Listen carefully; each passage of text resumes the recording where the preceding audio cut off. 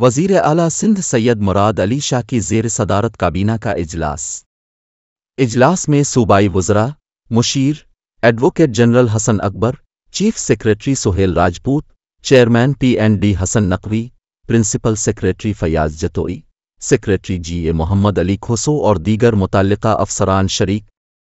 صوبائی وزراء شرجیل میمن، ناصر شاہ اور مکیش کمار چاولہ بذریعہ ویڈیو لنک شریک۔ سندھ کابینہ نے گزشتہ کابینہ اجلاس کے منٹس کی منظوری دی۔ سندھ کابینہ نے انفرا زمین پاکستان لمیٹڈ کے ساتھ MOU کی منظوری دی۔ انفرا زمین پبلک پرائیویٹ پارٹنرشپ پروجیکٹ میں کریڈٹ لمٹ کی سہولت مہیا کرتا ہے۔